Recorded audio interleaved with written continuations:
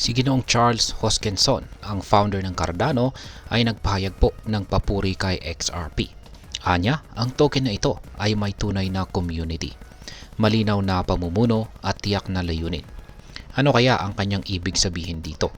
At bakit po mahalagang pag-usapan ang ugnayan ng dalawang malaking pangalan dito sa mundo ng crypto kung saan ay si Cardano at saka si XRP? Kaya yan po ang siyang aalamin sa video na ito. Pero bago po tayo magpatuloy ay nais ko lamang po munang bigyang linaw ang aking disclaimer kung saan ang nilalaman po ng video na ito ay hindi po ito isang financial advice. For education and information purposes lamang po ang layunin nito. Ayan. Umpisaan po natin sa kung ano po ang sinasabi ni Ginoong Charles Hoskinson tungkol kay XRP. Nitong nakalipas na araw ay nag-post po kasi itong si Ginoong Charles Hoskinson sa kanyang social media platform na X, dating Twitter, kung saan ay binigyang din po niya ang mga positibong aspeto ni XRP. Sinabi po niya na si XRP ay may real community o tunay na community. Ibig sabihin po nito ay ang mga sumusuporta kay XRP ay aktibo or napaka-active po nila at meron po silang malalim na pagtitiwala sa mga projects nito. Maliban dito ay meron po itong clear leadership o malinaw na direksyon mula sa mga founders nito. At higit po sa lahat ay meron po itong defined purpose o tiyak na layunin itong si XRP. Kaya't hindi po siya basta-basta natitinag. Kaya ayan, bukod dito ay pinuri na rin po niya ang mga tagapagtatag ni XRP dahil hindi po sila nasasangkot sa mga kontrobersiya gaya po ng pagiging nasa watchlist ng Interpol para sa mga kaso ng fraud o panloloko. Ngayon ay ano naman po ang kaugnayan dito ni Ginoong Richard Heart? Yan, sa parehong post ay tila pinatamaan din ni Ginoong Hoskinson itong si Ginoong Richard Heart. Siya po ang creator ng Hex at saka Pulse Chain. Yan, at ang tanong ay bakit? Noong pong nakaraang araw na buwan kasi ay inilagay ni Ginoong Richard Heart sa red notice ng Interpol dahil sa umano'y maling paggamit ng pondo ng mga users para sa pagbili ng luxury goods na nagkakalaga po ng $12 million. Noong taong 2023 ay inakusahan na siya ng US SEC ng pandaraya at paglabag ng mga federal securities law. Kaya naman para kay Ginoong Hoskinson, mapanganib ang pakikipag-ugnayan sa mga gumagamit ng Hex o Pulse Chain.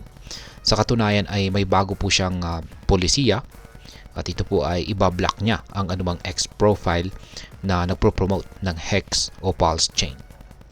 Ayan. Ngayon ay bakit po pinuri ni Ginoong Hoskinson itong si XRP? Ayan. Sa gitna po ng kontrobersiya ay binigyang diin niya si XRP kung saan ay ayon sa kanya ay si XRP ay naiiba. Wala itong mga founders na may red notice sa Interpol o nasasangkot sa malalaking issue ng pandaraya. Para kay Ginoong Hoskinson, ang community po at layunin ng XRP ay maayos, tapat at saka malinaw. Kaya yan, ang tindi po ng mga magagandang pahayag rito ni Ginoong Hoskinson tungkol kay XRP. Ngayon ay paano po ba nagsimula ang relasyon ni Cardano at saka XRP?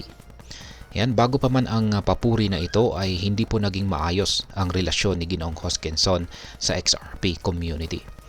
Meron po, para sa mga hindi nakakaalam, ay meron po silang alitan dati sa mga aligasyon na ang team sa likod po ng Ethereum ay nag-impluensya sa SEC para sampahan ng kaso ang Ripple noong taong 2020.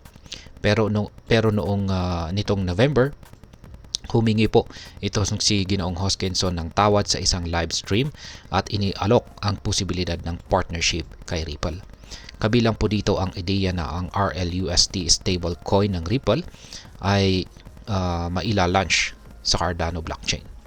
At hindi lang yan, pinag-usapan din po nila ang posibilidad na isama si XRP sa sidechain ng Cardano na tinatawag po na Midnight. Ngayon ay ano po ang posibleng partnership sa hinaharap? Sa ngayon ay sinabi po ni Ginoong Hoskinson na nakausap na niya ang mga executives ng Ripple. Kabilang po sina Ginoong Brad Garlinghouse at saka si Ginoong David Schwartz. Bagamat wala pa silang opisyal na announcement, tila may malaking potensyal po na magtulungan ang dalawang project sa hinaharap. Kung mangyari po ito, magiging malaking balita ito sa cryptocurrency space. At bakit? Dahil ang pagsasama ng dalawang malalaking pangalan ay maaari pong magdala ng mas maraming opportunities para sa mga traders at saka investors. Ngayon ay ano po ang maaring maging epekto nito para sa atin bilang mga Pinoy crypto traders o investors na interesado po kay XRP at Cardano? Ayan, una ay syempre mas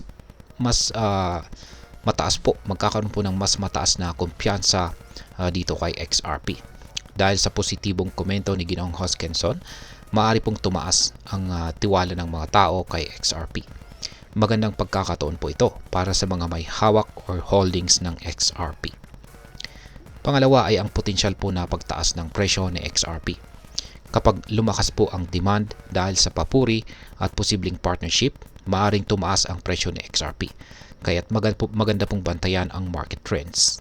At ang panghuli ay ang mas malawak na adoption ng blockchain dito po sa Pilipinas. Ang balitang ito ay nagpapakita na ang cryptocurrency ay patuloy po na nagiging mainstream. At kapag mas maraming project ang nag-collaborate, mas marami pong oportunidad ang maaring lumitaw para sa ating mga Pinoy. Ngayon ay ano naman po ang aking masasabi tungkol dito? Para sa akin ay positibo po ang balitang ito. Hindi lamang para kay XRP, kundi para sa buong cryptocurrency ecosystem. Nakikita natin na kahit may mga nakaraang alitan, posible pa rin ang pagkakaisa at pagtutulungan sa mundo ng blockchain. Ang mahalaga, maging mapanuri po tayo bilang mga investors. Hindi porket may magandang balita ay agad na po tayong mag-i-invest. Dapat tayong mag-research, unawain ang market trends at siguraduhin hindi po tayo maglalagay ng pera na hindi po natin kaya mawala. At ayan, hanggang dito na lamang po tayo sa video na ito mga ka-crypto. Sana po ay inyong nagustuhan ang aking paliwanag sa video na ito. Kung inyo po itong nagustuhan, pakiclick lamang po ang like button nito. Marami pong salamat sa panonood, ingat po tayo lagi at God bless po sa ating lahat.